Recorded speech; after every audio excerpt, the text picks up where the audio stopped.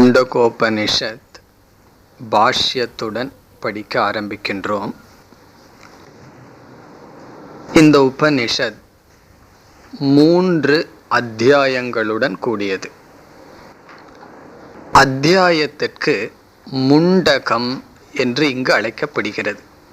3 அத்தியாயங்கள், ஒவ்வொரு அத்தியாயத்திற்கும் முண்டகம் என்று பெயர்.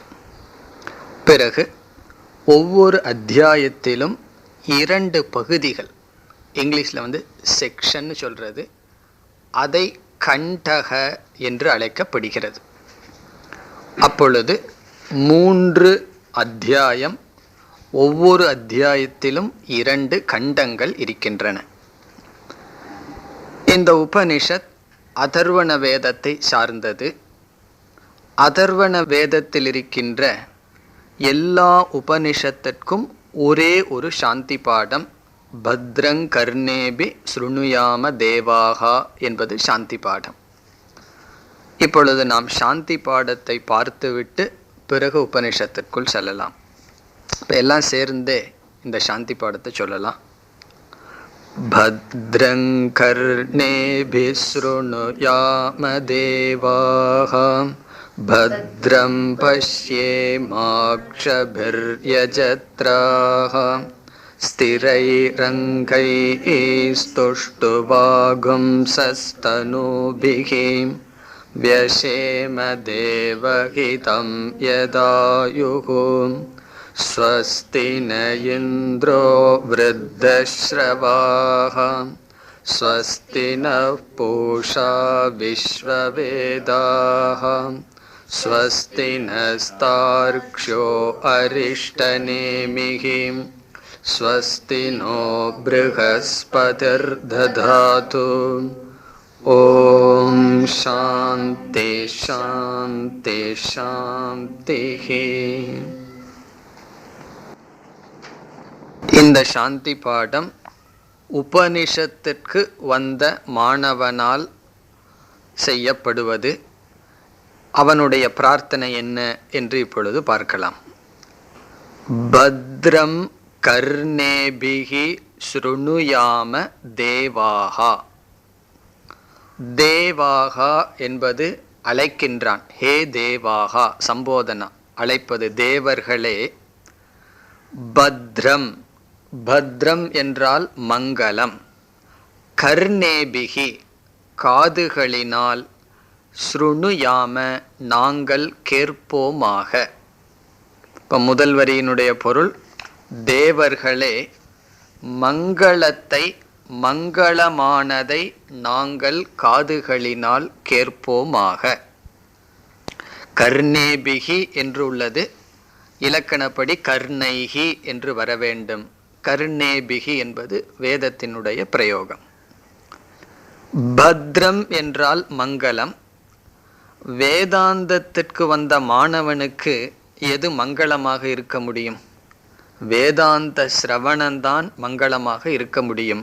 ஆகவே இந்த இடத்துல பத்ரம் என்ற சொல்லுக்கு பொருள் வேதாந்த வாக்கியம் ஸ்ருணுயாம, வேதாந்த வாக்கியத்தை நாங்கள் கேட்போமாக என்பதுதான் பொருள்.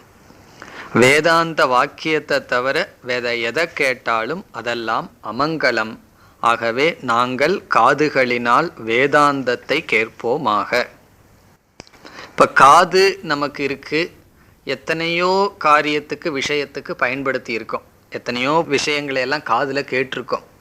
அவைகளெல்லாம் நமக்கு ராகத்வேஷத்தை தூண்டுமே தவிர இந்த வேதாந்த சிரவணம் ஒன்று தான் நம்ம ராகத்வேஷத்தை நீக்கி நமக்கு மோட்சத்தை கொடுக்கும். அதனால் நாங்கள் எவ்வளவோ காதுகளில் இந்த வாழ்க்கையில் கேட்டிருக்கோம், இனிமேல் நாங்கள் மங்களமானதை மட்டும் கேட்போமாக என்பது பிரார்த்தனை. இனி அடுத்தது, பத்ரம் பஷ்யேம அக்ஷிபிஹி யஜத்ராஹா. யஜத்ராஹா என்பது இனி ஒரு தேவதா விசேஷம். தேவதைகள், ஒரு தேவதைக்கு யஜத்ராஹா என்று பெயர். இப்போ யஜத்ராஹா என்றால் தேவதைகளே, தேவர்களே. பத்ரம், இங்கும் மங்களமானதை. அக்ஷிபிகி என்றால் எங்களுடைய கண்களினால். பஷ்யேம, பார்ப்போமாக. இப்ப தேவர்களே, எங்களுடைய கண்களினால் மங்களமானதை பார்ப்போமாக. இதற்கு என்ன பொருள்? நம்ம வாழ்க்கையில பார்த்து எத்தனையோ பொருள்களை பார்க்க பார்க்க மனசுல ராகத்வேஷங்கள் வந்துட்டு இருக்கு, சம்சாரத்தை அனுபவிக்கிறோம். இப்ப நாங்க எதை பார்க்கிறோமோ அது எங்களுடைய மனதினுடைய தூய்மையை கொடுக்கின்றதை நாங்கள் பார்ப்போமாக என்பது பிரார்த்தனை. இந்த பிரார்த்தனைனா இனியொரு விசேஷமும் இருக்கு. எதை பார்த்தா மனதில் சஞ்சலம் வருமோ அதை பார்க்காம இருக்கிற சக்தியும் கொடுப்பாயாக. எதை பார்த்தா எங்களுடைய மனதில் நல்ல எண்ணங்கள் வருமோ அதை பார்க்கின்ற சக்தியை கொடுப்பாயாக. வேறொரு விதத்தில் சொல்லணும்னு சொன்னால், பத்ரம் அப்படிங்கிறத ஒரு அஜெக்டிவா எடுத்துக்காம அட்வர்பா எடுத்துட்டோம் அப்படின்னா, நாங்கள் பார்க்கிறதெல்லாம் நல்லதாக பார்ப்போமாக. இப்போ ஒரு பொருள் இருக்கு, அந்த பொருளை ரெண்டு கோணத்தில் பார்க்கலாம். ஒரு வீட்டுக்கு நம்ம போகிறோம், காஃபி கொடுக்குறார், பாதி கிளாஸ் கொடுக்குறார். அந்த பாதியை நாம் எப்படி பார்க்கலாம்? பாதி கொடுத்தாரே அப்படிங்கிற நோக்கத்தில் பார்க்கலாம், பாதி கொடுக்கலையே அப்படிங்கிற நோக்கத்திலையும் பார்க்கலாம். இப்போ ஒரே ஒரு பொருள் நம்ம புத்திக்கு தகுந்த மாதிரி ரெண்டு கோணத்தில் பார்க்கலாம். அப்படி இந்த உலகத்தை பேதத்தோடு பார்க்கலாம் அல்லது ஈஸ்வரனாக பார்க்கலாம். ஈஷாவாஸ்யம் இதம் சர்வம்னு சொன்னது போல பார்க்கிறதெல்லாம் நமக்கு மோகத்தையும் போகத்தையும் கொடுக்கறது புத்தியோட பார்க்கலாம் அல்லது ஈஸ்வர சொரூபமாக பார்க்கலாம். இப்போ இங்கே சிஷ்யன் கேட்குறான், பார்க்கிறதெல்லாம் மங்களமாக நான் பார்ப்பேனாக, ஈஸ்வர சொரூபமாக பார்ப்பேனாக, அதற்கான சக்தியை கொடுங்கள், ஞானத்தை கொடுங்கள் என்பது பொருள். இனி அடுத்த பகுதி, ஸ்திரைஹி அங்கைஹி துஷ்டு வாம்சக தனூபிஹி வெஷேம தேவகிதம் யதாயுகு. ஸ்திரைஹி அங்கைஹி என்றால் ஸ்திரமான உறுப்புகளுடன். இங்கு கர்மேந்திரியங்கள், ஸ்தூல சரீரம் இவைகளெல்லாம் ஸ்திரமாக இருக்க வேண்டும் என்பது பிரார்த்தனை. ஷரீரம் என்பது மோட்சத்திற்கும் சாதனம், போகத்திற்கும் சாதனம். ஆகவே ஆரோக்கியம் வேண்டும் என்று பிரார்த்தனை செய்கின்றான். ஆரோக்கியம் எதற்கு? மோட்சத்தை நாடுவதற்கு ஆரோக்கியத்தை கேட்கின்றான். ஸ்திரமான அங்கங்களுடன், அங்கைகி என்றால் சரீரத்தினுடைய அவயவங்கள், ஸ்திரமான அவயவங்களுடன் துஷ்டு வாம்சக. துஷ்டு வாம்சக என்றால் நாங்கள் உங்களை புகழ்ந்து கொண்டு இருப்பவர்களாக என்பது பொருள். துஷ்டு வாம்சக, அதற்கு சப்ஜெக்ட் வயம் அப்படிங்கிறத சேர்த்திக்கணும். இந்த துஷ்டு வாம்சகங்கிற சொல் வித்வான்கிற சொல்ல போல, வித்வான் வித்வாம்சோ வித்வாம்சக அப்படிங்கிறது போல, துஷ்டு வாம்சக என்றால் உங்களை புகழ்ந்து கொண்டு இருப்பவர்களாக, தேவர்களான உங்களை நாங்கள் புகழ்ந்து கொண்டு இருப்பவர்களாக. ஒருத்தரை நம்ம புகழ்கிறோம் போற்றோம் அப்படின்னு சொன்னால் அதுக்கு ஏதோ மலர் ஏதாவது வேணுமே. அதே போல் இங்கே என்னன்னா அடுத்த சொல் தனூபிகி. இங்கே தனூபிகி என்றால் வேத மந்திரங்களால் என்பது பொருள். வேதத்தினுடைய மந்திரங்களால் உங்களை நாங்கள் புகழ்ந்து கொண்டு இருப்பவர்களாக, உங்களையே நாங்கள் போற்றுபவர்களாக ஸ்திரமான அங்கங்களுடன் வாழ வேண்டும் என்பது பிரார்த்தனை. விஷேம என்றால் வாழ்வோமாக, நாங்கள் வாழ்வோமாக. எப்படி? ஸ்திரைஹி அங்கைஹி, ஆரோக்கியமான அங்கங்களுடன் வேத மந்திரங்களால் உங்களை புகழ்ந்து கொண்டு இருப்பவர்களாக நாங்கள் வாழ்வோமாக. இனி சிஷ்யன் சொல்றான், எவ்வளவு நாள் நாங்கள் வாழ்வது?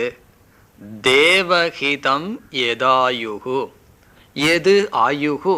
எவ்வளவு காலம் தேவஹிதம் தேவர்களால் எங்களுக்கு கொடுக்கப்பட்டுள்ளதோ அவ்வளவு காலம் வாழ்வோமாக. இதனுடைய அர்த்தம் என்ன? நமக்கு எவ்வளவு பிராரப்தம் இருக்கோ அந்த முழு பிராரப்தத்தை வாழ்வோமாக. பிராரப்தத்துக்கும் தடை அபமிருத்யு வரக்கூடாது. எங்களுடைய காலமானது ஏதாவது ஒரு தடையினால் காலமானது நஷ்டமாக கூடாது. இப்போ தேவஹிதம் என்றால் இந்த இடத்துல பிராரப்தேன தத்தம் என்று பொருள். பிராரப்தத்தினால் கொடுக்கப்பட்டுள்ள எவ்வளவு ஆயுள் இருக்கிறதோ அவ்வளவு ஆயுள் வாழ்வோமாக. வாழ்க்கையினுடைய ஆயுளினுடைய வேல்யூ எப்ப தெரியும்? ஏதாவது ஒரு பெரிய லட்சியம் நம்மளுக்கு அடைய வேண்டியதுன்னு தெரிய வந்துட்டா ஆரோக்கியம், ஆயுள் இதனுடைய மகிமை நமக்கு தெரியும். இப்போ இங்க சிஷ்யனுக்கு முமுட்சுத்துவம் இருக்கு, விவேகம், வைராக்கியம் இருக்கு, மோட்சத்தை அடையணுங்கிற ஆசை இருக்கு. ஆகவே அந்த ஆசையை நான் பூர்த்தி பண்ற வரைக்கும் எனக்கு ஆயுளும் வேணும், ஆரோக்கியமும் தேவை. அபமிருத்யு என்றால் ஆக்சிடென்ட் முதலிய சம்பவங்கள் பிராரப்தத்துக்கு அப்பாற்பட்டது என்று கூறுகிறார்கள். அப்படி இல்லாமல் இருக்க வேண்டும். இனி அடுத்ததாக ஸ்வஸ்தின இந்திரோ விருத்தஸ்ரவாஹா. ஸ்வஸ்தி என்றால் வணங்குகின்றான், இந்திரனை வணங்குகின்றான். நக என்றால் எங்களுக்கு, அஸ்மாகம். இந்திரக இந்திரதேவன். விருத்தஸ்ரவாஹா அது இந்திரனுக்கு அடைமொழி. விருத்தக என்றால் பிருகத் என்று பொருள். ஸ்ரவாகா என்றால் புகழ், உயர்ந்த புகழை, பெரிய புகழை அடைந்த இந்திரன். நக எங்களுக்கு ஸ்வஸ்தி மங்களத்தை, நன்மையை. இங்க ஸ்வஸ்தின்னு சொன்னா மங்களம் அல்லது நன்மையை. கடைசியில் ஒரு சொல் இருக்கு, ததாது கொடுக்கட்டும். அதை ஒவ்வொரு இடத்துலையும் சேர்த்திக்கணும். இந்திரன் கொடுக்கட்டும், பூஷா கொடுக்கட்டும் என்று ஒவ்வொரு இடத்துல ததாதிங்கிற வார்த்தையை எடுத்துக்கணும். இப்போ இந்திரன், புகழினுடைய உச்சியை அடைந்த இந்திரன். விருத்தஸ்ரவாகா இந்திரக. நக எங்களுக்கு ஸ்வஸ்தி ததாது மங்களத்தை கொடுக்கட்டும். இதேதான் மங்களத்தை கொடுக்கட்டும்னு சில தேவதைகளை குறித்து கேட்கின்றான் சிஷ்யன். ஸ்வஸ்தி நக பூஷா விஸ்வவேதாகா. பூஷா என்றால் சூரியன், விஸ்வவேதாகா என்பது அந்த சூரியனுக்கு அடைமொழி. விஸ்வம் என்றால் உலகம், வேதாகா என்றால் அறிபவர். ஏன்னா சூரியன் தோன்றினா எல்லாத்தையும் பிரகாசப்படுத்துகிறாரே, அப்படி இந்த உலகத்தை அனைத்தையும் அறிகின்ற சூரியன் எங்களுக்கு மங்களத்தை கொடுக்கட்டும், நன்மையை கொடுக்கட்டும், ஸ்ரேயஸை கொடுக்கட்டும். இப்போ பூஷா என்றால் சூரியன், விஸ்வம் என்றால் உலகம், வேதக என்றால் அறிதல், விஸ்வவேதாக என்றால் அனைத்தையும் அறிகின்ற சூரியன் எங்களுக்கு மங்களத்தை கொடுக்கட்டும். இனி அடுத்ததாக ஸ்வஸ்தி நக தார்க்ஷ்யக அரிஷ்ட நேமிகி. கருட தேவனை குறித்து பிரார்த்தனை. தார்க்ஷ்யக என்றால் கருட தேவன். அரிஷ்ட நேமிகி என்றால் அவருக்கு அடைமொழி தடையின்றி செல்பவர் என்று பொருள். அரிஷ்ட நேமிகி என்றால் தடையின்றி செல்கின்ற கருடதேவன் எங்களுக்கு மங்களத்தை கொடுக்கட்டும். இதில் என்ன சூக்ஷ்மம் என்றால், தடையின்றி செல்கின்ற நீங்கள் எங்களுக்கு உதவி செய்ய வேண்டும்னு என்ன அர்த்தம்? எங்களுடைய படிப்புக்கு எந்த தடையும் வரக்கூடாது என்பது பொருள். இப்போ நாங்கள் இந்த உபனிஷத்தை படிக்க ஆரம்பிக்கின்றோம், அதை முடிக்கும் வரை எந்த விதத்திலும் தடை வரக்கூடாது. காரணம் என்ன? கருடனான நீங்கள் ஆகாசத்தில் தடையின்றி செல்கிறீர்கள். அதேபோல் எங்களுடைய வாழ்க்கையில் நாங்கள் எடுத்துக்கொண்ட இந்த லட்சியத்தில் தடையின்றி செல்ல வேண்டும். நீங்கள் தடையில்லாமல் பாதுகாக்க வேண்டும். இனி கடைசியாக ஸ்வஸ்தி நக ப்ருஹஸ்பதிஹி ததாது. நக அஸ்மாகம் எங்களுக்கு, ப்ருஹஸ்பதியானவர் மங்களத்தை கொடுக்கட்டும். ப்ருஹஸ்பதி நம்முடைய புத்திக்கு அதிஷ்டான தேவதை. எங்களுக்கு நல்ல புத்தியை கொடுப்பதன் மூலமாக எங்களுக்கு மங்களத்தை கொடுக்கட்டும். பிறகு 3 முறை சாந்தி. ஓம் சாந்தி சாந்தி சாந்திஹி. இதெல்லாம் உங்களுக்கு தெரிஞ்ச விஷயமாக தான் இருக்கும். நமக்கு 3 விதத்தில் தடைகள் வரலாம். தெய்வம் நம்முடைய சக்திக்கு அப்பாற்பட்ட இது, அதற்கடுத்து நம்முடைய சூழ்நிலைகள், பிறகு நம்மிடமிருந்தே. இப்படி 3 விதத்திலும் தடை வரக்கூடாது என்பது சாந்திகி சாந்திகி சாந்திகி என்று சொல்லப்படுகிறது. இங்கு சாந்திகி என்ற சொல்லினுடைய பொருள் நிவிருத்திகி என்று பொருள். நிவிருத்தி என்றால் தடை வராமல் காப்பாற்ற வேண்டும். இங்கிலீஷ்லேயோ தமிழ்லேயோ அமைதி அமைதின்னு தான் எழுதுவார்கள், பீஸ்னு. ஆனால் உண்மையிலேயே சாந்தி பாடத்தில் சாந்திகிங்கிறதனுடைய பொருள் நிவிருத்திகி. நிவிருத்திகி என்றால் என்ன? விக்ன நிவிருத்திகி, தடை வரக்கூடாது. என்ன நம்ம அனுபவத்தில் பார்க்கிறோமே, எவ்வளவோ தடைகள் நம்முடைய முன்னேற்றத்திற்கு வர்றதை நம்ம பார்க்கிறோம். ஒவ்வொருவருடைய லைஃப்லையும் தடைகள் ரொம்ப இருக்கிறத பார்க்கிறோம். அதை உணர்ந்த சிஷ்யர்கள் தடை வரக்கூடாது என்று பிரார்த்தனையுடன் சாந்தி சாந்தி சாந்தி என்ற சொல்லுடன் பிரார்த்தனை முடிவடைகிறது. இப்போ இந்த மந்திரம்தான், இந்த சாந்தி பாடம் தான் எல்லா அதர்வண வேத உபனிஷத்திற்கும் இதே சாந்தி பாடம். இனி நம்ம பாஷ்யத்திற்கு செல்ல வேண்டும். சங்கராச்சாரியார் இதற்கு முகவுரையாக சிறிய ஒரு பாஷ்யத்தை எழுதுகிறார். அந்த பாஷ்யத்தை படிக்கிறதுக்கு முன்னாடி இந்த முகவுரையில் அவர் என்ன கருத்தை சொன்னார் என்பதை முதல்ல சுருக்கமாக பார்த்துட்டு பிறகு பாஷ்யத்தை படிப்போம். 4 கருத்துக்கள் தன்னுடைய முகவுரையில் சங்கராச்சாரியார் வச்சிருக்கார். அதாவது பாஷ்யத்தை படித்தோம் அப்படின்னா 4 மெயின் டாபிக் நமக்கு கிடைக்குது. முதல் கருத்து என்னன்னா, ஆக்யாயிகாயாக பிரயோஜனம். ஆக்யாயிகா அப்படின்னா கதை. ஒரு கதையினுடைய பிரயோஜனத்தை சொல்றார். அதான் ஃபர்ஸ்ட் டாபிக். சாஸ்திரத்தில் கதைக்கு ஆக்யாயிகா அப்படின்னு சொல்றது. ஆக்யாயிகான்னு அதாவது ஒரு கதை மாதிரி துவங்குவது, அதனுடைய பிரயோஜனத்தை சொல்றார் முதலில். இரண்டாவது கருத்து பாஷ்யத்தில் வருவது, கஸ்மாத் உபனிஷதக ஆரம்பக. யாது காரணத்தினால் உபனிஷத் ஆரம்பிக்கப்படுகிறது, எதற்காக உபனிஷத் பாடம் ஆரம்பிக்கப்படுகிறது, அந்த காரணத்தையும் கொடுக்கிறார். மூன்றாவதாக ஞான கர்ம சமுச்சய நிந்தா. அதெல்லாம் என்னன்னு நம்ம அந்த இடத்துக்கு வரும்போது பார்க்கலாம். ஞான கர்ம சமுச்சய நிந்தா மூன்றாவது கருத்து. நான்காவது கருத்து உபனிஷத் சப்தார்த்தக. உபனிஷத் என்ற சப்தத்தினுடைய அர்த்தத்தை சொல்றார். உபனிஷத் அப்படிங்கிற சப்தத்துக்கு என்ன பொருள் அதை சொல்லி முடிக்கிறார். இப்போ கதையினுடைய பிரயோஜனம், எதற்காக உபனிஷத் ஆரம்பிக்கப்படுவது, ஞான கர்ம சமுச்சயத்தினுடைய நிந்தனை, பிறகு உபனிஷத் சப்தார்த்தக. இதுதான் பாஷ்யத்தினுடைய முகவுரையான பாஷ்யத்தினுடைய சாரம். இனி நம்ம அப்படியே பாஷ்யத்தை படித்து ஒவ்வொரு கருத்தா எவ்வளோ தூரம் சொல்கிறார், எப்படி சொல்கிறார் என்பதை பார்க்கலாம். இப்போ பாஷ்யத்தை எடுத்துக்கலாம். ஓம் பிரம்மா தேவானாம் இத்தியாதி ஆதர்வண உபனிஷத்து. பிரம்மா தேவானாம் இத்தியாதி. இந்த உபனிஷத் எப்படி துவங்குகிறது? முதல் மந்திரம் பிரம்மா தேவானாம் பிரதம சம்பபூவ அப்படின்னு துவங்குது. அதை அப்படியே இங்கே சங்கராச்சாரியார் எடுத்து வச்சு ஆரம்பிக்கிறார்.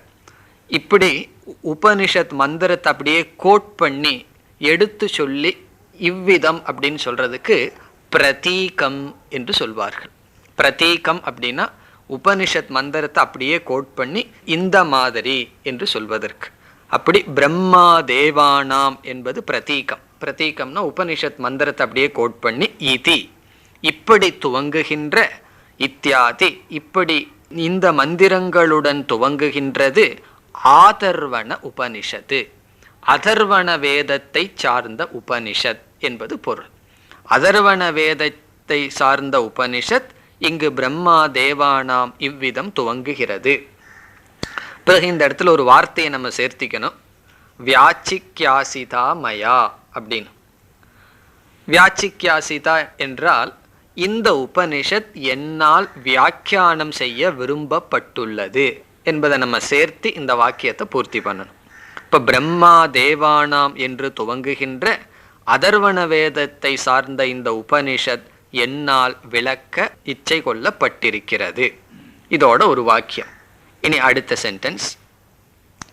அஸ்யாஹாஸ்ச வித்யா சம்பிரதாய கர்த்ரு பாரம்பரிய லக்ஷண சம்பந்தம் ஆதௌ ஏவ ஆக ஸ்வயமேவ ஸ்துத்யர்த்தம்.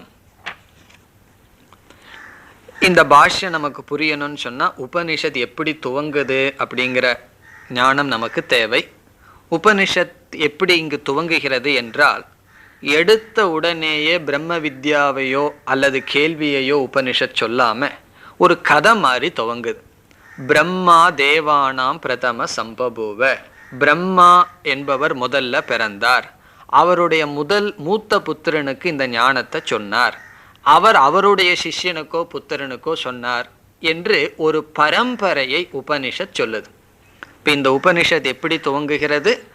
இந்த வித்யா பரம்பரையுடன் துவங்கி பிறகு கொஞ்சம் பேர்த்த சொன்னதற்கு பிறகு இந்த சிஷ்யனும் இந்த குருவும் வந்தார். இந்த சிஷ்யன் இந்த குருவை முறைப்படி அணுகி ஒரு கேள்வியை கேட்டார். அந்த கேள்விக்கு பதிலா அங்கிரஸ் என்பவர் சொன்னார் என்பது உபனிஷத் செல்கிறது. இப்போ இந்த இடத்துல எதற்காக உபனிஷத் இந்த கதையை சொல்லணும்? இந்த சம்பிரதாயத்தை சொல்றதைத்தான் இங்க கதை அப்படின்னு நம்ம எடுத்துக்கிறோம். கட்டோபனிஷத்துல எல்லாம் பெரிய கதை வருது. இங்கெல்லாம் இந்த ஒரு 2 மந்திரம் தான் கதை. அதுதான் ஆக்கியாயிகா என்று சொல்வது. இப்போ ஆக்கியாயிகா என்றால் என்ன? கதை. கதை என்றால் இங்க பெரிய கதையெல்லாம் நமக்கு கிடையாது, சம்பிரதாயம் சொல்லியிருக்கு. அஸ்யாகா. அஸ்யாகா என்றால் இந்த உபனிஷத்திற்கு வித்யா சம்பிரதாய கர்த்திரு பாரம்பரிய லக்ஷணம் சம்பந்தம். இப்போ இங்கே ஆச்சாரியார் என்ன சொல்றார்? ஒரு பூர்வ பட்சம் வருது. இந்த உபனிஷத் மந்திரங்கள் கர்ம காண்டத்துக்கு பிரயோஜனமே கிடையாது. ஏன்னா இந்த மந்திரத்தை எடுத்து யாகம் பண்ணுறதுக்கும் யஜ்யத்துக்கோ பயன்படுத்துறது இல்லை. அப்போ ஒரு பூர்வபக்ஷி சொல்கிறான், உபனிஷத் பிரயோஜனமே இல்லையே, இந்த உபனிஷத்தினுடைய மந்திரம் எதற்குமே பயன்படலின்னு சொன்னால் எதற்கு இதை போய் வியாக்கியானம் பண்ணிட்டு இருக்கணும்? கர்மகாண்டத்துக்கு தான் பயன்படுறது இல்லையே. இப்போ இந்த உபனிஷத்தினுடைய மந்திரங்கள் ஏதோ எந்த ஒன்றோடு சம்பந்தம் இல்லையே என்ற கேள்வி வரும்போது இங்கே ஆச்சாரியார் சம்பந்தத்தை சொல்கிறார். இந்த உபனிஷத்திற்கு 2 சம்பந்தம் இருக்கு. ஒரு சம்பந்தம் வித்யா, வித்யையுடன் இந்த உபனிஷத்திற்கு சம்பந்தம் இருக்கிறது. அதனுடைய அர்த்தம், இந்த உபனிஷத் வித்யாவை கொடுக்கின்றது. இது ஹா ஊ அப்படிங்கிறது போல அர்த்தமில்லாத சப்தம் அல்ல. இந்த மந்திரங்கள் ஞானத்தை கொடுக்கின்றது, பிரம்ம வித்யாயை கொடுப்பதனால் வித்யையுடன் ஒரு சம்பந்தம் இருக்கிறது. இரண்டாவது என்ன சம்பந்தம் சொன்னா, புருஷர்களுடன் சம்பந்தம் இருக்கின்றது. இப்போ உபனிஷத்தே சொல்லுதான், நான் இப்போ உபனிஷத் பேசுற மாதிரி கற்பனை பண்ணுவோமே, நான் சம்பிரதாய கர்த்திருக்களுடன் இருக்கின்றேன். இந்த ஞானம் பரம்பரையா ட்ரெடிஷ்னல் பரம்பரையாக வந்துள்ளது, அவர்களுடன் நான் பரம்பரையாக சம்பந்தப்பட்டுள்ளேன், அதை உபனிஷத்தே கூறுகிறதுன்னு சொல்லி இந்த கதையினுடைய பிரயோஜனத்தை சொல்றார்.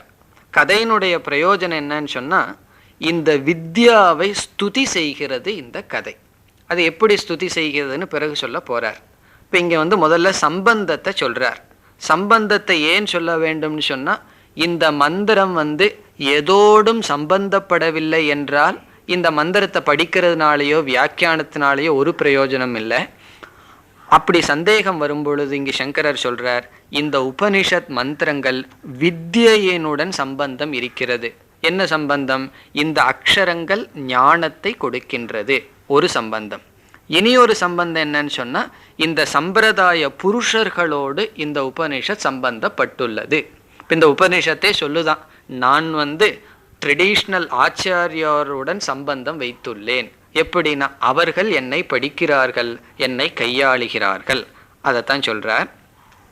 அஸ்யாகா அப்படிங்கிற சொல்லுக்கு பொருள் உபனிஷதக வித்யா சம்பிரதாய கர்த்திரு. சம்பிரதாயம் நமக்கு தெரியும், பரம்பரை. தமிழ்ல மரபுன்னு சொல்றது, இங்கிலீஷ்ல ட்ரெடிஷன் சொல்லுவோம். வித்யா சம்பிரதாய கர்த்திரு, பாரம்பரிய லக்ஷணம் சம்பந்தம். ஆதோ என்றால் ஆரம்பத்தில், ஆக கூறுகிறது யார்? ஸ்வயமேவ, உபனிஷத் தானே கூறுகின்றது. இப்போ உபனிஷத் தானே தன்னுடன் யாரிடத்தில் தான் சம்பந்தம் வச்சிருக்கன்னு சொல்லுதான். யாரிடத்துல வச்சிருக்கேன்? வித்யா சம்பிரதாய கர்த்திருக்களுடன் தனக்கு சம்பந்தம் உள்ளது என்று உபனிஷத் தானே ஆரம்பத்தில் கூறுகிறது. அடுத்த கேள்வி, எதற்கு அதெல்லாம் உபனிஷத் சொல்லிட்டு இருக்கணும்? ஸ்துத்யர்த்தம், ஸ்துத்யர்த்தம் சொன்னா இந்த வித்யாவை புகழ்வதற்காக. வித்யா ஸ்துதையே, இந்த வித்யா, இந்த பிரம்ம வித்யாயை புகழ்வதற்காக இந்த சம்பந்தத்தை சொல்கிறது. இனி நமக்கு அடுத்த கேள்வி வரலாம். இப்படி சம்பந்தத்தை சொல்றதுனால எந்த விதத்துல வித்யைக்கு புகழ் வந்திருக்கு, மகிமை வந்திருக்கு என்றால் அது அடுத்த பகுதியில் சொல்றார். வித்யா ஸ்துத்யர்த்தம் ஸ்வயமேவ ஸ்துத்யர்த்தம் என்பதற்கு ஸ்துத்யர்த்தம் என்பதனுடைய விளக்கம் அடுத்த பகுதியில் வருகிறது. பாஷ்யம். ஏவம் ஹி மகத்பிஹி பரம புருஷார்த்த சாதனத்வேன குருணா ஆயாசேன லப்தா வித்யா இதி ஸ்ரோத்ரு புத்தி பிரரோச்சனாய வித்யாம் மகீகரோதி. இப்போ உபனிஷத் என்ன செய்கிறதா, கடைசி சொல் வித்யாம் மகீகரோதி. வித்யாம் என்றால் இந்த வித்யையை, மகீகரோதி என்றால் புகழ்கிறது. எப்படி புகழ்கிறதா? ஏவம் ஹி மகத்பிஹி, இந்த விதத்தில். மகத்பிஹி என்றால் பெரியவர்களால், பெரிய மனிதர்களால். மகத்பிஹி புருஷைஹி என்று பொருள், பெரிய மனிதர்களால். இங்க பெரிய மனிதர்கள்னா என்ன அர்த்தம்? இப்போ பிரம்மா இருந்தார், அதர்வா இருந்தார், அங்கிரஸ் இருந்தார்னு பெரிய பெரிய ரிஷிகள். அவர்களெல்லாம் என்ன செய்தார்களாம்? பரம புருஷார்த்த சாதனத்துவேன, அவர்களெல்லாம் தர்மார்த்த காம மோக்ஷங்கிற 4 புருஷார்த்தத்தில் தர்மக அர்த்தக காமகங்கிறத தியாகம் செய்து மோக்ஷகங்கிறதுக்கு பரம புருஷார்த்தம்னு பொருள். இந்த உபனிஷத்தினால கிடைக்கப்பெற வித்யாவை அவர்கள் எப்படி கருதினார்கள் என்றால் பரம புருஷார்த்த சாதனத்துவேன, இந்த வித்யாவை பரம புருஷார்த்தத்திற்கு சாதனமாக கருதி கொண்டு, தே தாட், இந்த நாலேஜ் தான் பரம புருஷார்த்தத்திற்கு சாதனமாக கருதி கொண்டு அவர்கள் என்ன செய்தார்களாம்? குருணா ஆயாசேன. குரு அப்படிங்கிற சொல்லுக்கு சமஸ்கிருதத்தில் 2 அர்த்தம் இருக்கு. ஒன்று டீச்சர், இனி ஒரு அர்த்தம் ஹெவி அப்படின்னு அர்த்தம். இப்போ இங்கே குருனா அப்படின்னா மிக மிக அதிகமான அப்படின்னு அர்த்தம். ஆயாசேன அப்படின்னா உழைப்பினால், தவத்தினால். என்னவா? லப்தா வித்யா, அடையப்பட்டது இந்த ஞானம். இதி, அதாவது இப்படி இங்க உபனிஷத்துல சொல்லப்பட்டுள்ள பெரிய ரிஷிகள் அவர்களினால் இந்த பரம புருஷார்த்தத்திற்கு சாதனமாகவும், பிறகு மிக மிக கடினப்பட்டு, அவ்வளவு சுலபமாக இல்லாமல் கடின உழைப்பினால் அடையப்பட்டது வித்யா என்று. இதெல்லாம் எதற்கு உபனிஷத் சொல்லணும்? அவங்கெல்லாம் பெரியவர்கள், பெரிய ரிஷிகள். அவர்களே இந்த வித்யையை மோக்ஷ பரம புருஷார்த்த சாதனமாக எடுத்துக்கொண்டார்கள். பிறகு கடினப்பட்டு தான் இதை அடைந்தார்கள் அப்படின்னு எதற்கு சொல்லணுமா? ஸ்ரோத்ரு புத்தி பிரரோச்சனாய. ஸ்ரோத்ருன்னு சொன்னா இப்ப நம்ம கேட்டுட்டு இருக்கிறோமே, நம்முடைய ஸ்ரோத்ரு சிஷ்யர்களுடைய புத்தி, அவர்களுடைய இன்டெலெக்ட், மைண்டு. பிரரோச்சனாயன்னா அவர்களை என்கரேஜ் பண்றதுக்கு, உற்சாகப்படுத்துவதற்காக. இப்ப நம்ம உபனிஷத் படிக்க ஆரம்பிக்கிறோம். இப்ப இந்த உபனிஷத்தெல்லாம் யார் படிப்பா அப்படின்னா, ஏதோ இந்த உலகத்துல எதுக்குமே பயன்படாதவர்கள் பொழுது போகிறதுக்காக சில பேர் படிக்கிறாங்கன்னா அதை எதுக்கு நம்ம படிக்கணும் அப்படிங்கிற நமக்கு ஒரு விருப்பம் வராது. ஆனா இந்த உபனிஷத் பெரிய பெரிய மகான்களாலும் பரம புருஷார்த்தத்திற்கு சாதனமாக கருதப்பட்டு அதிகமான தபசினால் அடையப்பட்டவர்களால் படிக்கப்பட்டதுன்னு சொன்னா நமக்கு என்ன வரும்னா, இதுல ஒரு ரெஸ்பெக்ட் வரும், இதுல ஒரு ஸ்ரத்த வரும். இதை அவ்வளவு சாதாரணமா எடுத்துக்க கூடாது என்ற உணர்வு நமக்கு வரும். அதே போல் என்ன செய்வோம், நம்மளும் இந்த உபனிஷத்தை பரம புருஷார்த்தத்திற்கு சாதனமாகவும், அதொன்று அதை விட முக்கியம் என்ன, குருணா ஆயாசேன, உழைப்பினாலும் தான் இந்த ஞானத்தை அடைய முடியும் என்று நமக்கு விளங்கும். அதற்காக வித்யாம் மகீகரோதி. இப்போ இது வரைக்கும் பார்த்த ஸ்டெப் என்னன்னு சொன்னால், உபனிஷத் கதையோட துவங்குச்சு. எதற்கு கதையோட துவங்குச்சுன்னு சொன்னால், இந்த உபனிஷத் அப்படிப்பட்ட மனிதர்களோடு சம்பந்தம் வைத்துள்ளேங்கிறத காட்டுவதற்கு. எதற்கு சம்பந்தத்தை காட்டணும்? இந்த வித்யாவை ஸ்துதி பண்ணுறதுக்கு. வித்யாவை ஸ்துதி பண்றதுனால என்ன பிரயோஜனம்? இதை கேட்பவர்கள் உற்சாகமாக இதற்குள் வருவார்கள். அதை சொல்லி முடிக்கிறார். அடுத்த பகுதி, ஸ்துத்யா பிரரோவதனால் பிரரோச்சிதாயாம். பிரரோச்சனம்னா தூண்டுவது. இந்த சிஷ்யர்களை எல்லாம் இந்த ஸ்துதியினால தூண்டப்பட்டு வித்யாயாம் இந்த வித்யைக்குள் சாதராக, சாதராக என்றால் ரொம்ப கவனமா ஸ்ரத்தையுடன் ரெஸ்பெக்டோட பிரவர்த்தேரன் அதில் வருவார்கள். முமுக்ஷுக்கள் அதை எடுத்து கொள்வார்கள். இப்ப நம்ம உபநிஷத்து படிக்க வந்த உடனே சங்கராச்சாரியார் என்ன சொல்றார்? இது அவ்வளவு சாதாரணமா எடுத்துக்கொள்ள கூடாது.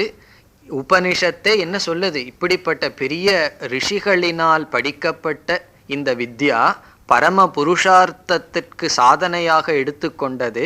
ஆகவே முமுக்ஷுக்களாகிய நாம் என்ன செய்ய வேண்டும்? மிக மிக கவனமாக ஸ்ரத்தையுடன் இந்த படிப்பை மேற்கொள்ள வேண்டும். அப்பொழுதுதான் வித்யாவை இவ்வளவு தூரம் புகழ்ந்தாத்தான் நம்ம சாதாரணமாக சொல்லுவோம் அல்லமா, டேக் இட் ஃபார் கிராண்டட் அப்படின்னு சொல்லுவோம். அப்படியெல்லாம் இல்லாம கவனமாக ஸ்ரத்தையுடன் நாம் இதை படிக்க ஆரம்பிப்போம். இதுவரைக்கும் நம்ம சொன்ன முதல் டாபிக் என்ன? ஆக்கியாயிக்காக பிரயோஜனம். கதையினுடைய பிரயோஜனம் என்ன என்றால் நமக்கு ஒரு ஸ்ரத்தையை உண்டு செய்வதற்காக, வித்யையை புகழ்வதற்காக. இனி இரண்டாவது டாபிக்கு வர்றார். பிரயோஜனேன து வித்யாயாக சாத்திய சாதன லக்ஷண சம்பந்தம் உத்தரத்திர வக்ஷ்யதி வித்யதே ஹிருதய கிரந்திஹி இத்தியாதினா. இந்த வரியும் இதற்கு அடுத்த வரியிலையும் அடுத்த கருத்துக்கு வர்றார். இந்த வரியில இந்த உபனிஷத்துக்கு பிரயோஜனம் என்ன என்பதை சொல்றார். இப்ப நம்ம முண்டகோபனிஷத் படிக்கிறோம். இதனுடைய பிரயோஜனம் என்னன்னு நம்ம எங்க போய் தெரிஞ்சுக்கிறது? ஆச்சாரியார் சொல்றார், இந்த உபனிஷத்தே சொல்லுது. இந்த உபனிஷத்தை படிக்கிறதுனால என்ன பிரயோஜனம்? எங்க சொல்லியிருக்குன்னா பின்னாடி சொல்ல இருக்கு அப்படின்னு சொல்றார். இப்போ பிரயோஜனேனது வித்யாயாக சம்பந்தக, இந்த உபனிஷத் வித்யாயாக சம்பந்தக. பிரயோஜனேன என்றால் பிரயோஜனத்துடன் என்ன சம்பந்தம் இருக்கிறது? இப்போ இந்த ஞானத்திற்கும் பிரயோஜனத்திற்கு என்ன சம்பந்தம் அதை இங்க சொல்றார். இப்போ ஞானம், நம்ம உபனிஷத் படிக்கிறோம். உபனிஷத்தினால ஒரு ஞானம் நமக்கு வருது. இந்த ஞானத்திற்கும் ஒரு பிரயோஜனம் நமக்கு கிடைக்குமே இந்த ஞானத்தினால, அதற்கு என்ன சம்பந்தம்? அதை சொல்றார், சாத்திய சாதன லக்ஷண சம்பந்தம். எளிமையா புரியுற சம்பந்தம் தான் சாத்திய சாதன சம்பந்தம். என்ன சம்பந்தம்? உபனிஷத் ஞானம்ங்கிறது சாதனம், சாத்தியம் என்பது மோக்ஷம். இப்ப மோக்ஷம் என்ற சாத்தியத்தை உபனிஷத் வித்யா சாதனமாக இருக்கின்றது. இப்ப சாதன சாத்திய சம்பந்தம். இவர் மாத்தி சொல்றார், சாத்திய சாதன லட்சணம் சொல்றார். பொதுவா நம்ம சாதன சாத்திய சம்பந்தம்னு சொல்லலாம். அந்த சம்பந்தத்தை எங்க சொல்லிருக்குன்னா உத்தரத்தர என்றால் பிறகு, வக்ஷ்யதி உபனிஷத் சொல்ல போகிறது. ஃபியூச்சர் டென்ஸ்ல சொல்றார். என்ன, இன்னும் நம்ம இதை படிக்கலையே. உபனிஷத் சொல்ல போகிறது. எந்த மந்திரத்திலேனா வித்யதே ஹிருதய கிரந்திஹி சித்யந்தே சர்வ சம்சயாக க்ஷீயந்தே சாஸ்ய கர்மாணி தஸ்மின் திருஷ்டே பராவரே அப்படிங்கிற ஒரு மந்திரத்துல சொல்ல போகுது. இத்தி ஆதினான்னு சொல்றார். இப்படிப்பட்ட பல மந்திரங்கள்ல சொல்ல போகுது. வேற சில மந்திரத்தையும் சொல்ல போவார். பிரம்ம வேத பிரம்மைவ பவதி, பிரம்மத்தை அறிபவன் பிரம்மனாகவே ஆகிறான், இதெல்லாம் சொல்ல போறார். வித்யதே ஹிருதய கிரந்திகி, இதனுடைய அர்த்தம் எல்லாம் அங்க நம்ம தெளிவா பார்க்கலாம். நம்ம ஹிருதயத்தில் இருக்கின்ற கிரந்தியானது வித்யதே அவிழ்ந்து விடும், கட்டாயிரும் சொல்றார். அங்க சங்கராச்சாரியா சொல்லுவார், நம்மளுடைய ஹிருதயத்தில் இருக்கிற கிரந்தி என்னன்னா காமக அப்படின்னு சொல்ல போறார். ஆசைதான் சொல்ல போறார். நம்மளுடைய ஆசைகள் எல்லாம் அவிழ்ந்து விடும், வித்யதே என்றால் போயிரும். அதுக்கப்புறம் என்னன்னா சீயதே சர்வ சம்சயாக, எல்லா சந்தேகங்களும் நீங்கும், அந்த பிரயோஜனம் எல்லாம் வர இருக்கின்றது. இனி அடுத்த கேள்வி, வேதத்தை நம்ம ரெண்டா பிரிக்கிறோம், கர்ம காண்டம் ஞான காண்டம்னு சொல்லி. கர்ம காண்டம் தான் ரொம்ப பெரிய பல்கா இருக்கு. அந்த கர்ம காண்டத்திலேயே இந்த காமம் எல்லாம் நமக்கு போயிடுதுன்னு வச்சுக்குவோமே. பிறகு எதற்கு இந்த உபனிஷத்து படிக்கணும், ஞான காண்டத்துக்கு வரணும்? இப்போ வேதத்தினுடைய முதல் பகுதியிலேயே இந்த பிரயோஜனத்தை நம்ம அடைஞ்சிட்டோம் அப்படின்னா கஷ்டப்பட்டு இரண்டாவது பகுதி அல்லது உபனிஷத்தை எதுக்கு படிக்கணும்? அந்த கேள்விக்கு தான் பதில் சொல்றார். அதான் நம்மளுடைய இரண்டாவது கேள்வி. எதற்கு உபனிஷத் ஆரம்பிக்கப்படுகிறது? கஸ்மாத் உபனிஷதக ஆரம்பக என்றால் இங்க ரொம்ப விளக்கமா சொல்ல போறார். என்ன சொல்ல போறாருன்னா, வேதத்தினுடைய முதல் பகுதி கர்ம காண்டத்தினால மோட்சத்தை அடைய முடியாது. ஆகவே ஞான காண்டத்தினால மோட்சத்திற்காக பரம புருஷார்த்தத்திற்காக ஞான காண்டம் ஆரம்பிக்க வேண்டும் சொல்றார். அதுவும் எப்படி சொல்றார்? எல்லாம் உபனிஷத்துல கையாண்ட வார்த்தைகளையே எடுத்துட்டு சொல்றார். இப்ப இந்த வாக்கியத்தை புரிஞ்சுக்கணும்னா இந்த உபனிஷத் எப்படி டெவலப் பண்ணியிருக்குங்கிற ஐடியாவும் நமக்கு தெரியணும். இங்க உபனிஷத் எப்படி வருதுன்னு சொன்னா, நம்ம வாழ்க்கையில அடைகின்ற ஞானத்தை ரெண்டா பிரிக்குது. ஒன்று பராவித்யா, இனி ஒன்று அபராவித்யா. பராவித்யானா மேலான ஞானம், அபராவித்யானா கீழான ஞானம். இப்போ நம்ம பிறந்ததிலிருந்து அப் டு டெத் சாகர வரைக்கும் எவ்வளவோ ஞானத்தை அடைஞ்சிருக்கோம். அத்தனை ஞானத்தை ரெண்டா பிரிக்கிறோம். ஒன்று பராவித்யா, இனி ஒன்று அபராவித்யா. பராவித்யான்னு சொன்னா பிரம்ம வித்யா, அபராவித்யான்னா மீதி எல்லா வித்யாவும். உபனிஷத் சொல்ல போகுது எல்லா வேதத்தையும் எல்லா வேத அங்கங்களையும் அபராவித்யானே சொல்ல போகுது. அதனால மோட்சத்தை அடைய முடியாதுன்னு சொல்ல போகுது. அப்படி பராவித்யா அபராவித்யான்னு பிரிச்சு பராவித்யா மோட்சத்தை கொடுக்கும், அபராவித்யா மோட்சத்தை கொடுக்காதுன்னு சொல்ல போகுது. அந்த வார்த்தைகளை கையாண்டு இங்க சங்கரர் என்ன சொல்ல போறார்? இந்த அபராவித்யாவினால மோட்சம் வராதுங்கிற காரணத்தினால், பராவித்யாவினால் தான் மோட்சத்தை அடைய முடியுங்கிற காரணத்தினால் இங்கு உபனிஷத் நாம் படித்தாக வேண்டும். அதை சொல்றார். ரொம்ப பெரிய சென்டென்ஸா இருக்கு, இடையில இடையில நிறுத்தி படிப்போம் அடுத்ததுல. அத்திரச்ச அபரசப்த வாச்சியாயாம் ருக்வேதாதி லக்ஷணாயாம் விதி பிரதிஷேத மாத்திர பராயாம் வித்யாயாம் சம்சார காரண அவித்யாதி தோஷ நிவர்த்தகத்துவம் நாஸ்தி இதி ஸ்வயமேவ உக்த்வா. அது வரைக்கும் பார்ப்போம். அத்திரன இந்த உபனிஷத்தில் அபரசப்த வாச்சியாயாம், இந்த உபனிஷத் என்ன சொல்லுது? இந்த ருக்வேதம் முதலியவைகள் எல்லாம் எல்லா வேதத்தையும் சொல்லிடுது. பிறகு வேதத்தினுடைய அங்கங்கள் 6 அங்கங்கள், இவைகளையெல்லாம் உபனிஷத் என்ன சொல்லுதுன்னா அபர வித்யான்னு சொல்லுது. அபர வித்யான்னு சொல்லலாம், அது காம்பவுண்டா இருந்தா, இல்லைன்னா அபரா வித்யா. இப்போ அபர சப்த வாச்சியாயாம் என்றால் இங்கு உபனிஷத் அபர வித்யா, மோட்சத்தை கொடுக்காத வித்யா என்று சொல்கின்ற எவைகளா? ருக்வேதாதி லக்ஷணாயாம். ருக்வேதம், யஜுர்வேதம், சாமவேதம், அதர்வண வேதம் என்கின்ற 4 வேதங்கள், இவைகளெல்லாம் அபராவித்யா. பிறகு என்னன்னா விதி பிரதிஷேத மாத்திர பராயாம். வேதத்தினுடைய முதல் பாகம் எப்படி இருக்குன்னா விதி பிரதிஷேதம், இதை செய்யி இதை செய்யாத. விதி அப்படின்னா இதை செய், டூ. பிரதிஷேதம்னா டோன்ட்ஸ், டூஸ் அண்ட் டோன்ட்ஸ். இதுதான் வேதத்தினுடைய ஃபர்ஸ்ட் போர்ஷன்.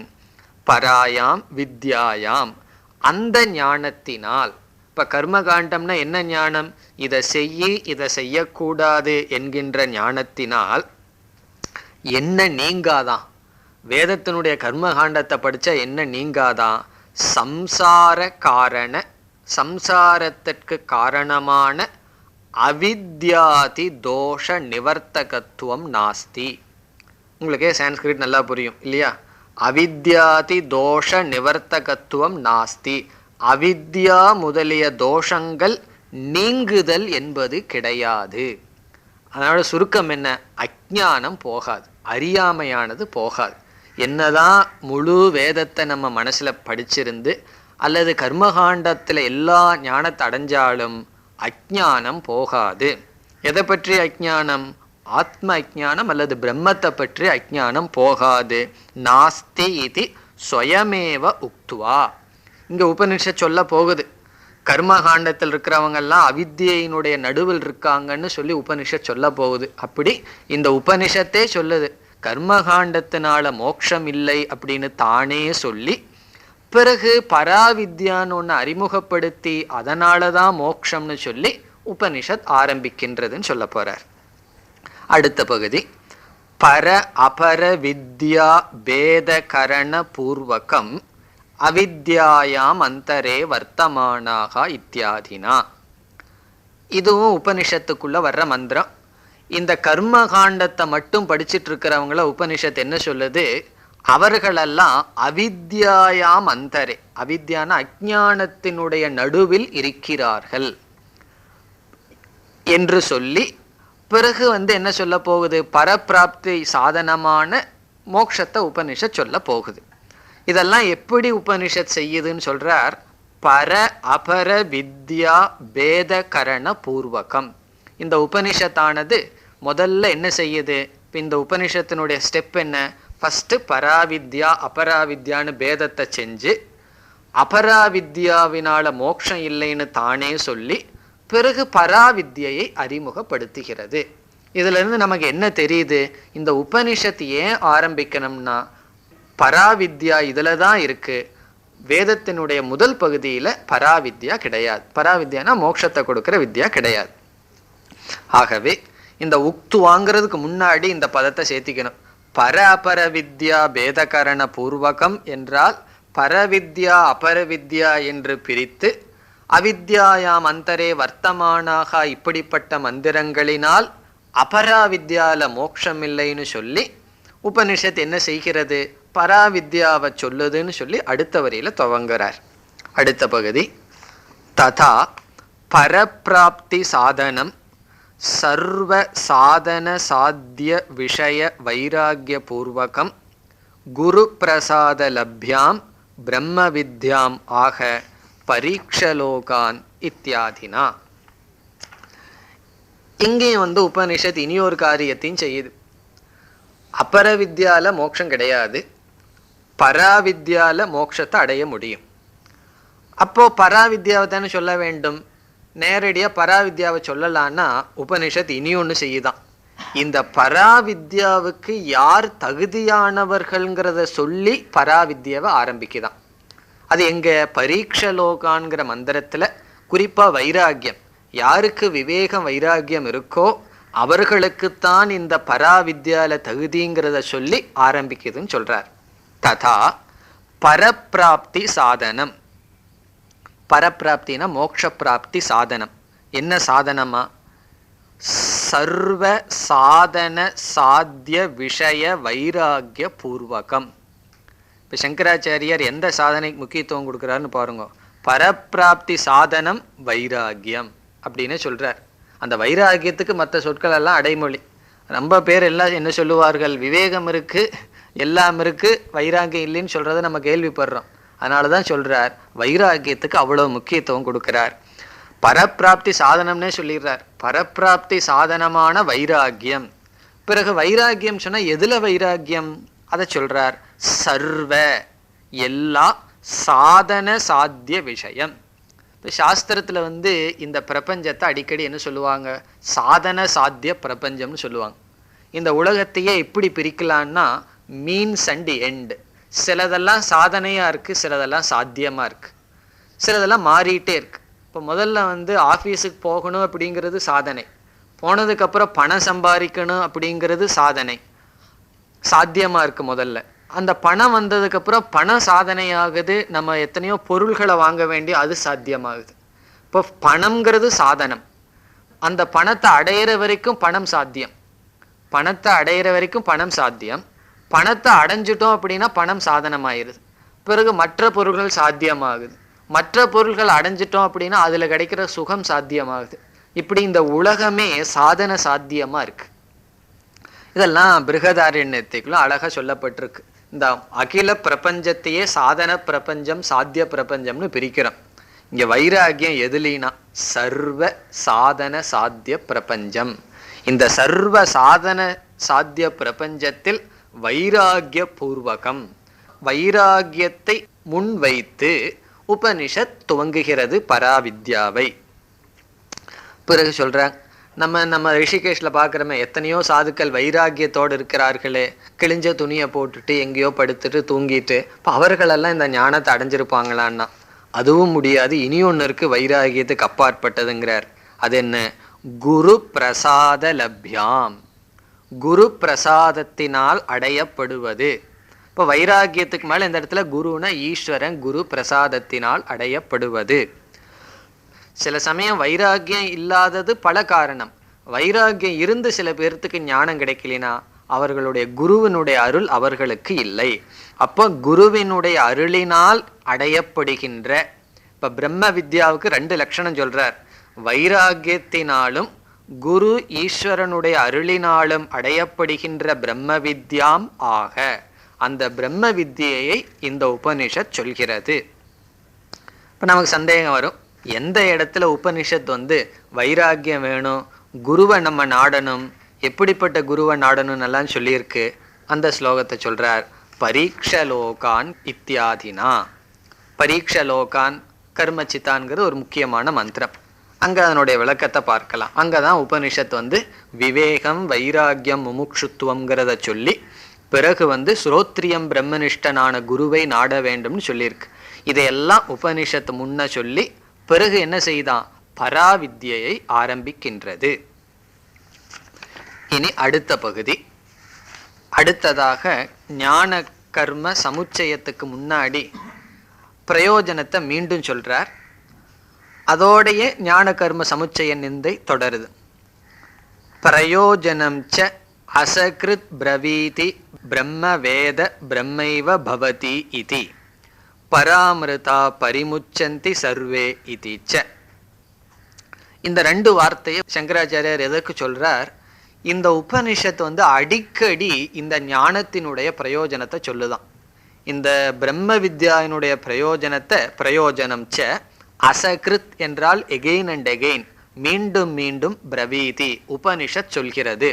எங்கெல்லாம் சொல்லுது? வேறொரு 2 இடத்த சொல்றார். பிரம்ம வேத பிரம்மைவ பவதி, பிரம்மத்தை அறிபவன் பிரம்மனாகவே ஆகின்றான். பிறகு பராமிருதாக பரிமுச்சந்தி சர்வே வேதாந்த விஞ்ஞான சுனிச்சிதார்த்தாக, அந்த ஸ்லோகத்தினுடைய கடைசி இது. பராமிருதா பரிமுச்சந்தி சர்வே, பரிமுச்சந்தினா விடுதலை அடைகிறார்கள். ஈதிச்ச. இப்படி உபனிஷத் இந்த ஞானத்தினுடைய பலனை அங்கங்க அடிக்கடி சொல்கிறதுன்னு சொல்றார். இனி அடுத்த கருத்துக்கு வர்றார். ஞான கர்ம சமுச்சய நிந்தா. அடுத்த வாக்கியம். ஞான மாத்ரே யத்யபி சர்வாஸ்ரமினாம் அதிகாரக ததாபி சந்நியாச நிஷ்டா ஏவ பிரம்ம வித்யா மோக்ஷ சாதனம் ந கர்ம சகிதா இதி பைக்ஷச்சர்யாம் சரந்தக சந்நியாசயோகாத் இதி ச ப்ருவன் தர்ஷயதி. இது ஒரு முக்கியமான சென்டென்ஸ், ஞாபகம் வச்சுக்க வேண்டிய வார்த்தை. பாஷ்யத்தில் ஞான மாத்திரேங்கிறதுல ஆரம்பிச்சு ப்ருவன் தர்ஷயதிங்கிற வரைக்கும் என்ன சொல்றாருன்னு பார்ப்போம். ரொம்ப முக்கியமான வார்த்தை. இங்க என்ன சொல்றார்? ஞான மாத்ரே யத்யபி சர்வாஸ்ரமினாம் அதிகாரக. சர்வ ஆசிரமினாம் என்றால் எல்லா ஆசிரமத்திலும் இருப்பவர்கள். சர்வ ஆசிரமினாம் பிரம்மச்சரிய கிரகஸ்த வானப்பிரஸ்த சந்நியாசி, இப்படி பிரம்மச்சரியத்தில் ஆரம்பித்து சந்நியாச ஆசிரமத்தில் வரைக்கும் இருக்கின்ற எல்லா ஆசிரமிகளுக்கும் ஞான மாத்ரே யத்யபி அதிகாரக. யத்யபினா இருந்த போதிலும், சாஸ்திரம் கேட்கறதுக்கு அதிகாரம் இருக்கிறது. ஞான மாத்திரேன்னு சொன்னா உபனிஷத் படிப்பதற்கு அதிகாரம் இருக்கின்றது. இங்க ஒரு பெரிய நுணுக்கத்தை வச்சிருக்கார் சங்கராச்சாரியார். என்ன சொல்றார்? நம்ம சொன்னதை பார்த்தா சங்கராச்சாரியார் எல்லா ஆசிரமத்தையும் சப்போர்ட் பண்ற மாதிரி தெரியுது. கிரகஸ்தனால் சாஸ்திரம் படிக்கலாம், பிரம்மச்சாரியும் படிக்கலாம், அல்லது யார் வேணாலும் படிக்கலாம், ஒத்துக்கிறார். ஆமா, எல்லாருக்கும் சாஸ்திரம் படிச்சு ஞானத்தை அடையிறதுக்கு அர்ஹதை இருந்த போதிலும், ததாபி இருந்த போதிலும், சந்நியாச நிஷ்டா பிரம்ம வித்யா மோக்ஷ சாதனம், சந்நியாசத்துடன் கூடிய பிரம்ம வித்யாதான் மோக்ஷத்தை கொடுக்கும். பிரம்ம வித்யா மோட்ச சாதனம். பிரம்ம வித்யா மோட்ச சாதனம் சொல்றார். ரொம்ப தெளிவான ஸ்டேட்மெண்ட். பிரம்ம வித்யா மோட்ச சாதனம். மோட்சத்திற்கு சாதனம் என்ன? பிரம்ம வித்யா. அந்த பிரம்ம வித்யாவுக்கு ஒரு கண்டிஷன் போடுறார். வாட் டைப் ஆஃப் பிரம்ம வித்யா இஸ் மோட்ச சாதனம்? சந்நியாச நிஷ்டா பிரம்ம வித்யா. சந்நியாசத்துடன் போகின்ற பிரம்ம வித்யா தான் மோட்சத்தை கொடுக்கும். ந கர்ம சகிதா, கர்மத்துடன் சேர்ந்து இருக்கின்ற, கர்மத்துடன் ஆக்டிவிட்டிஸ் ரெஸ்பான்சிபிலிட்டிஸ், கர்மத்துடன் சேர்ந்து இருக்கின்ற பிரம்ம வித்யா மோட்சத்தை கொடுக்காது. அது எப்படி தெரியுதுன்னா, இதே உபனிஷத்துல சொல்லுது, பைக்ஷச்சர்யாம் சரந்தக. பைக்ஷச்சரியம்னா பிக்ஷாக்ஷரணம். பிக்ஷா யார் எடுக்கலாம்? சந்நியாசிகள் தான். அப்படி சந்நியாச யோகா யதய சுத்த சத்வாகா, இப்படிப்பட்ட மந்திரங்களினால் புருவன் சொல்லிக்கொண்டு இந்த கருத்தை இந்த உபனிஷத் காட்டுகிறது. இதனுடைய அர்த்தம் என்னன்னு சொன்னா, எல்லாருமே அல்லது யாரு வேண்டுமானாலும் வேதாந்த சிரவணம் பண்ணலாம். வேதாந்த சிரவணம் பண்றதுக்கு சாதன சதுஷ்டய சம்பத்தி தான் அதிகாரி, அல்லது யாருக்கெல்லாம் முமுட்சுத்தம் இருக்கு அவங்க எல்லாம் பண்ணலாம். ஏதோ கொஞ்சம் விவேகம் வைராகியம் முமுட்சுத்தம் இருந்தா பண்ணிடலாம். அவங்க எந்த ஆசிரமத்துல வேணாலும் இருந்துட்டு போகட்டும். ஆனால் பிரம்ம வித்யா அவர்களுக்கு வந்தாலும் அந்த பிரம்ம வித்யா எப்ப பலனை கொடுக்கும்னா, அந்த பிரம்ம வித்யையுடன் சந்நியாசம் சேர்ந்து போக வேண்டும். தியாகம் இல்லாத வித்யா பிரயோஜனத்தை கொடுக்காதுன்னு சொல்றார். இப்ப பிரம்ம வித்யா மோட்ச சாதனம், சந்நியாசத்துடன் இருக்கின்ற பிரம்ம வித்யா மோட்ச சாதனம். இங்கேயும் ஒரு பெரிய விசாரம் பண்ணலாம். நம்ம சுருக்கமா விசாரம் பண்ணி முடிக்கணும்னு சொன்னா,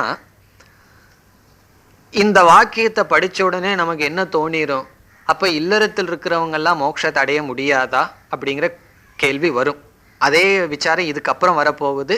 இங்க ஆனந்தகிரி ஜனகரை எல்லாம் கோட் பண்ண போறார். அவரெல்லாம் ஞானின்னு சொல்றமே, இப்ப இல்லறத்தில் இருக்கிறவங்களுக்கெல்லாம் மோட்சம் இல்லையா அப்படின்னு சொன்னா, இதை நம்ம எப்படி புரிந்து கொள்ள வேண்டும்? இந்த இடத்துல சந்நியாச ஆசிரமத்துக்கு சில சாதனைகள் சொல்லியிருக்கு. வேறொரு இடத்துல நம்ம பார்க்க போறோம். சாதனைகளை ரெண்டா பிரிக்கிறோம்.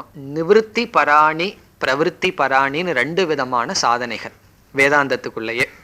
இப்ப நீ கர்மயோகம் பண்ணு, பக்தி பண்ணு, யாத்திரை போன்னு சொன்னா அதெல்லாம் என்ன எப்படிப்பட்ட சாதனை? பிரவிற்த்தி ரூபமான சாதனை. நீ பொய் சொல்லாத, மௌனமாயிரு, ஜபம் பண்ணிட்டுரு, அல்லது சமம் தமக இந்திரிய கட்டுப்பாடு மனக்கட்டுப்பாடு பண்ணுன்னா அதெல்லாம் நிவிருத்தி பரமான சாதனைகள். அந்த சாதனைகள் எல்லாம் ஆக்டிவிட்டீஸ்லேருந்து நம்மளை எடுத்துக்குது உள்ள. சில சாதனைகள் நம்மளை ஆக்டிவிட்டீஸில் கொண்டு போய் வைக்கும். இப்போ இங்கே சந்நியாச ஆசிரமத்துக்கு இருக்கிற சாதனைகள் எல்லாம் நிவிருத்தி பரமான சாதனைகள். சமம் பண்ணு, தமம் பண்ணுன்னு சொல்கிற சாதனைகள். இப்போ இங்கே சந்நியாசம்னு சொன்னால் அந்த ட்ரெஸ்ஸை குறிக்கிறது இல்லை, சந்நியாச ஆசிரம விகித சாதனானி அதை சொல்லப்படுது. இப்போ சந்நியாச நிஷ்டா பிரம்ம வித்யான்னு என்ன அர்த்தம்? சந்நியாசாசிரமத்தில் சொல்லப்பட்ட குறிப்பாக ரெண்டே சாதனைகள் தான், சமக தமக. மனக்கட்டுப்பாடு, இந்திரிய கட்டுப்பாடு, மைண்டு கண்ட்ரோல், சென்ஸ் கண்ட்ரோல். இந்த ரெண்டும் தான் ரொம்ப முக்கியம். இப்போ பிரம்ம வித்யா மோட்ச சாதனத்தை எப்போ கொடுக்கும்னா, அல்லது பிரம்ம வித்யா எப்போ மோட்ச சாதனம்னா, பிரம்ம வித்யுடன் யாருக்கு தமக சமக இருக்கோ அவங்கனால தான் அந்த வித்தியை எடுத்துட்டு மோட்சத்தை அடைய முடியும். இதுதான் ரொம்ப பேர்த்துக்கு இந்த இம்பார்ட்டன்ஸ் முக்கியத்துவம் தெரியறதில்ல. சங்கராச்சாரியார் இப்படி சொல்லியிருக்கார். அதனாலதான் எந்தெந்த இடத்துல முக்கியத்துவம் கொடுக்குறாரோ அந்த இடத்துல நம்ம லென்ஸ் வச்சு கொஞ்சம் படிக்கணும். லென்ஸ் வச்சு படிக்கணும்னு என்ன, அது ரொம்ப முக்கியமா அதுல நம்ம கவனத்தை செலுத்தணும். ரொம்ப முக்கியமான வார்த்தை இது. பிரம்ம வித்யா மோட்ச சாதனம்னு எல்லாரும் சொல்லிடுவார்கள். யாரை கேட்டாலும் பிரம்ம வித்யா மோட்சத்தை கொடுத்துருமேன்னு. ரொம்ப பேர் படிச்சுட்டு மோட்சம் இல்லாம ஏன் இருக்காங்கன்னா அதுக்கு என்ன காரணம்? அந்த பிரம்ம வித்யுடன் சமக தமகங்கிற சாதனை இல்லை, அந்த லைஃப் ஸ்டைல் இல்லை, டிசிப்ளின் இல்லை. ஆகவே சொல்றார், அந்த சந்நியாசம் இல்லாத ஞானம் மோட்சத்தை கொடுக்காது. ஞானம் வராது, அப்படி வந்தாலும் பலனை கொடுக்காது. அதனால சொல்றார், சந்நியாச நிஷ்டையுடன் கூடிய பிரம்ம வித்தை தான் மோட்சத்திற்கு சாதனம். இனி அடுத்த பகுதிக்கு வர்றார். வித்யா கர்ம விரோதாஸ்ச. இந்த பகுதியில தெளிவா சொல்றார், இந்த வித்யாமும் கர்மாமும் சேர்ந்து போகாது அப்படின்னு சொல்றார். ஞான கர்ம சமுச்சய நிந்தா. சங்கராச்சாரியுடைய பாஷ்யத்தில் பார்த்தோம்னா இது இல்லாத பாஷ்யமே கிடையாது. எல்லா இடத்துலையும் ஞான கர்ம சமுச்சயத்தை நிந்தனை பண்ணிகிட்டே இருப்பார். இது ஒரு பெரிய டாபிக்.